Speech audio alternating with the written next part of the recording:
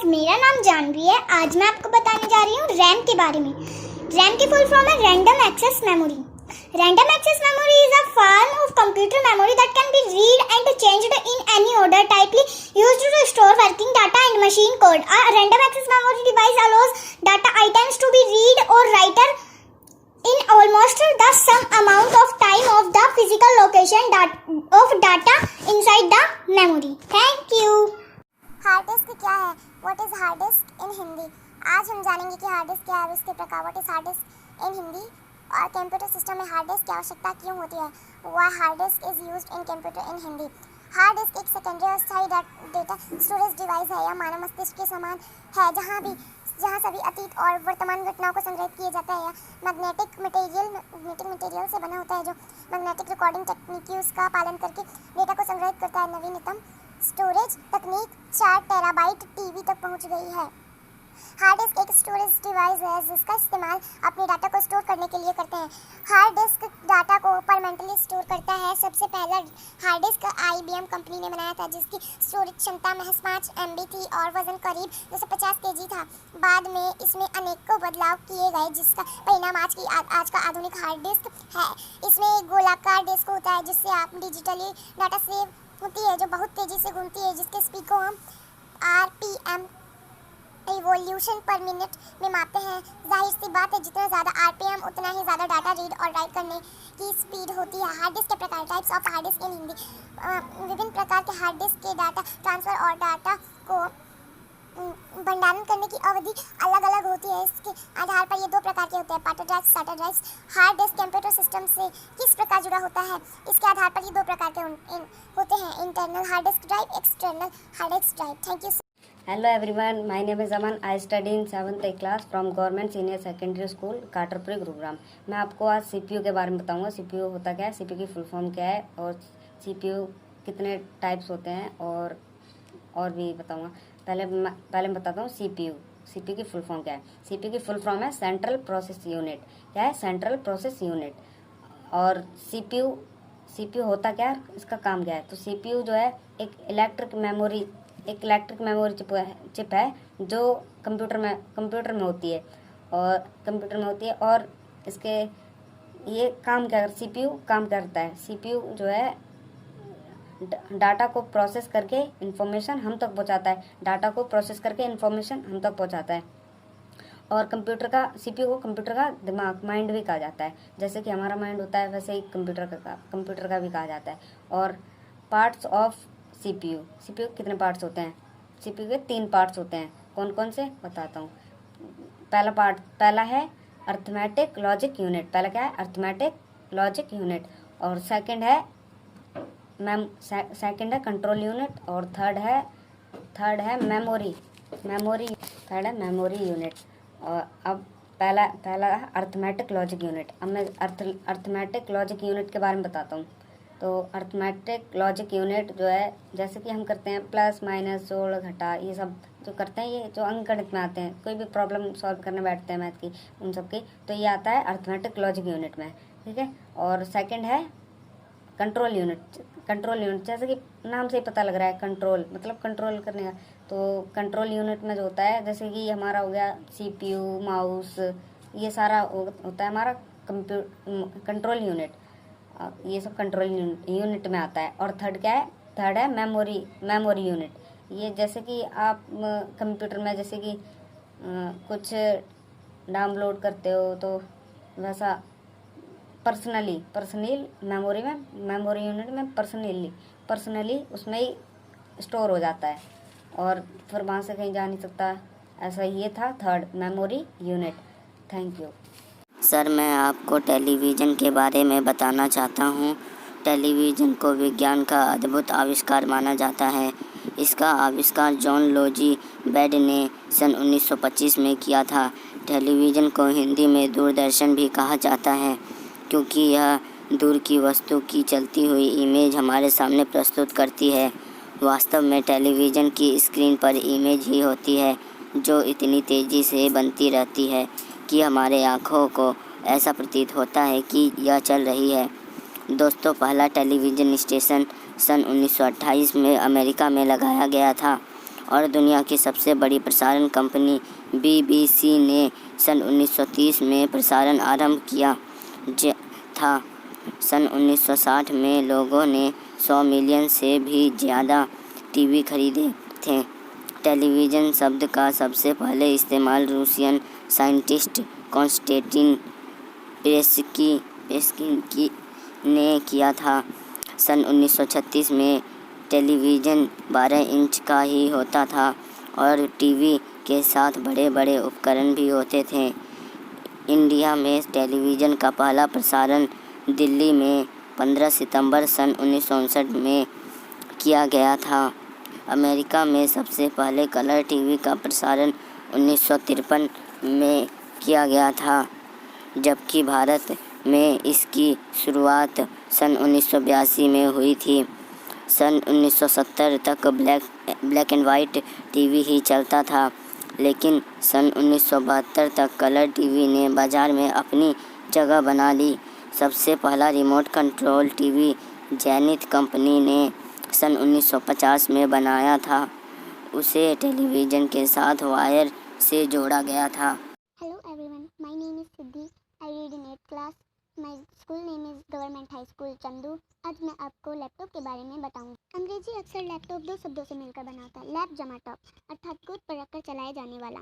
Laptop को बनाते समय इस बात का ध्यान रखा जाता है कि इसे एक स्थान से दूसरे स्थान पर ले जाना और लाना आसान हो और कहीं भी रखकर काम किया जा सके।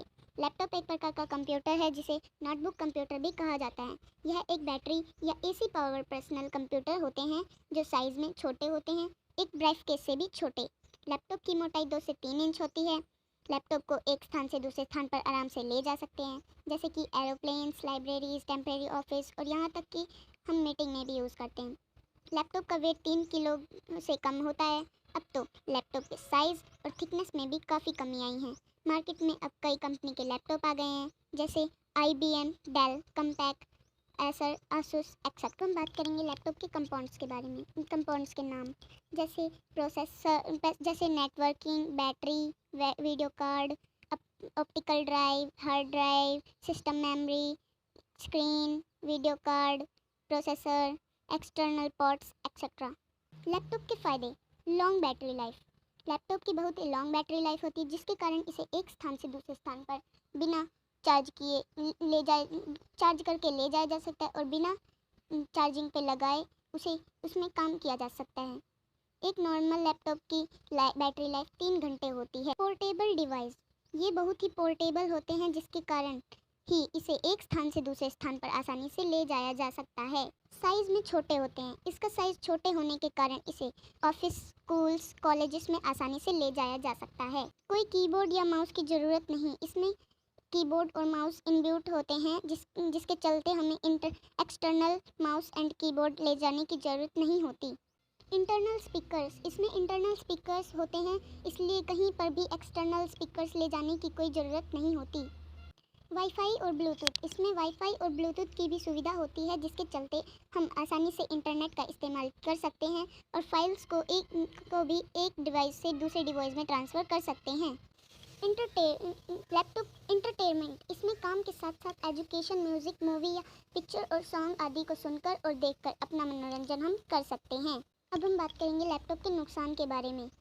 लैपटॉप कंप्यूटर की तुलना में बहुत ही एक्सपेंसिव होते हैं, क्योंकि इनका डेस्कटॉप कम दामों में आसानी से मिल जाता है। यह हमारे हेल्थ के लिए भी सही नहीं है। जब बात हमारे हेल्थ की आती है तो सभी चीज़ें बाद में आती हैं। लैपटॉप के अधिक उपयोग से ये हमारे शरीर पर, स्वास्थ्य पर खराब असर डालती हैं, जैसे कि आँखों में दर्द होना, बैकबोन में भी दर्द होना, हाथ में दर्द होना, लेग में दर्द होना एक्सेट्रा। ऐसी बीमारियां हमें अधिक लैपटॉप यूज़ करने से हो सकती हैं। Thank you. हेलो गाइस, मैं आपको ये बताने वाला हूँ कि किसी भी फ़ोन में 10% क्यों ना हो, वो 5 सेकंड में 100% हो जाएगी। आपको सिर्फ एक सेटिंग करनी है। वो आपको क्या करनी है, पहले आप अपने मोबाइल के सेटिंग में जाओगे। सेटिंग में जाकर एक होगा डेवलपर ऑप्शन, इस पर क्लिक करोगे तो ऊपर जाते जाओगे तो नहीं मिल रहा, तो एक डेमो मोड के नाम से एक सेटिंग है, डेमो मोड, देखो जैसे कि मैंने सर्च कर रखा है, नहीं किया, हाँ कर रखा है, इस पर क्लिक करूँगा।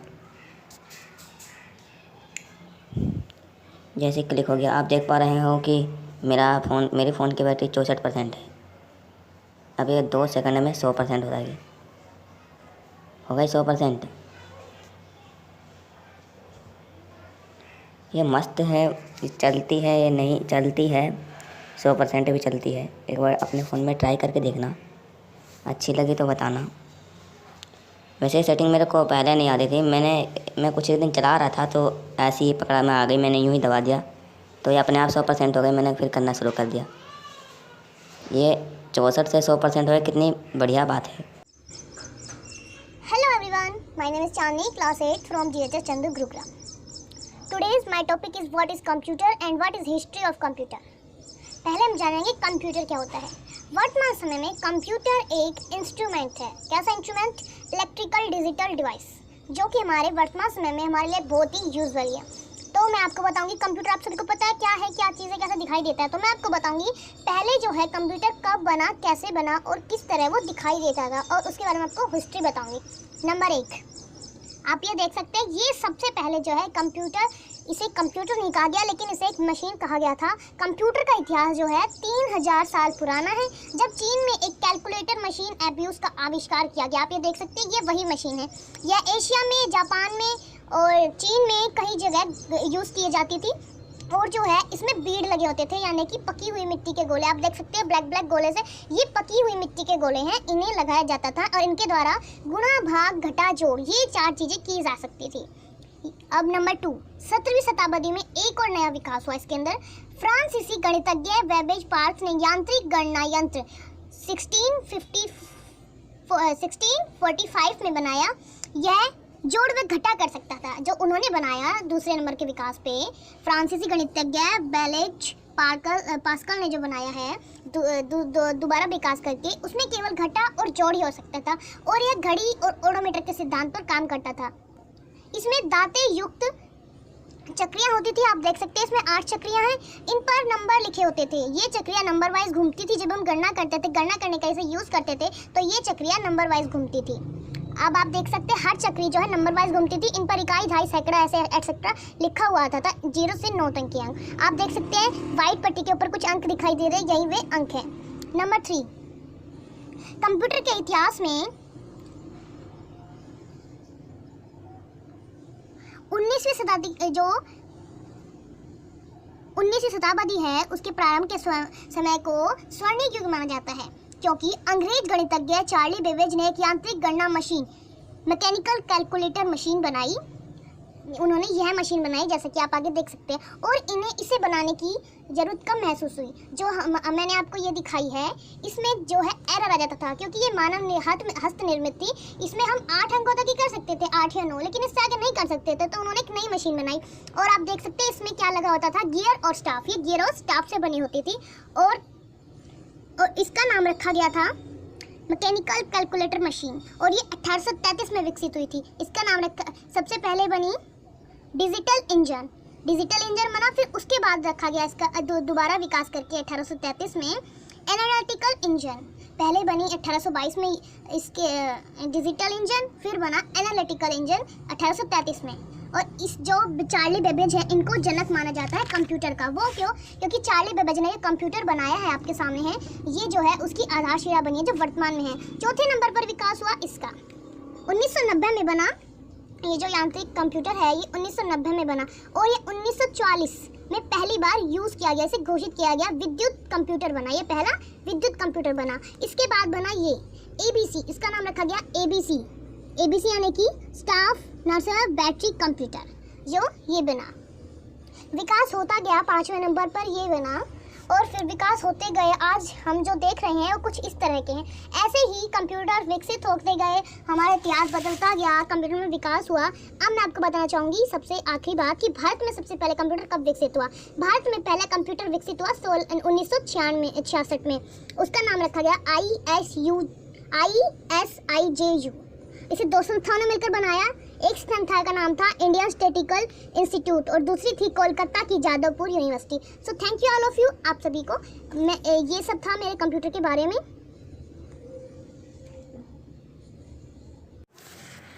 How are you friend. मैं आपको व्हाट्सएप पर कुछ बताना चाहता हूँ कि ये जो व्हाट्सएप है इसको किसने बनाया, ये कब शुरू हुआ, किस देश का ऐप है। मैं आपको सब कुछ बताने जा रहा हूँ। तो पहले name Sagar Kumar, class 7 school name senior secondary school इसराइला वर्दी। अब आप जान सकते हो कि अब मैं बात करूँगा कि व्हाट्सएप को किसने बनाया, व्हाट्सएप कब बना। व्हाट्सएप को 2 लोगों ने मिलकर बनाया।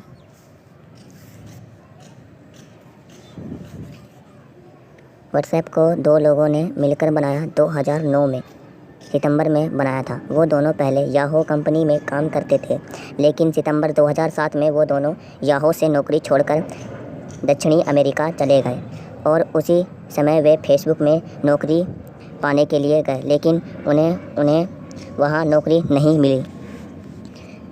वो 2 लोग ये हैं, इनका नाम है जॉन कॉम और इन दोनों का नाम है जॉन कॉम और मैं थोड़ा सा बोल रहा हूँ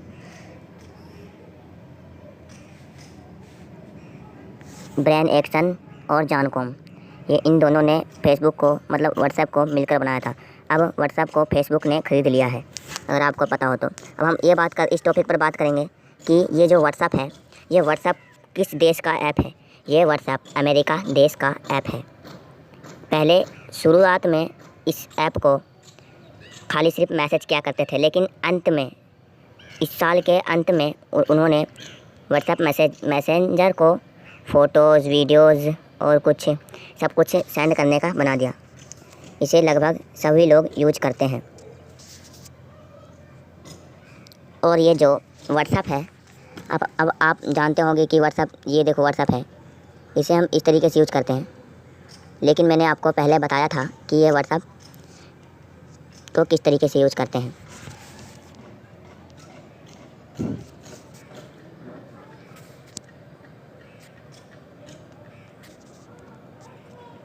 अगर आपको व्हाट्सएप की जानकारी नहीं हो तो आप मेरे से पूछ सकते हो।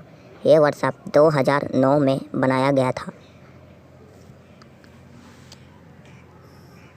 ये व्हाट्सएप 2009 में बनाया गया था और यह अमेरिका देश का ऐप है। इसे 2 लोगों ने मिलकर बनाया था।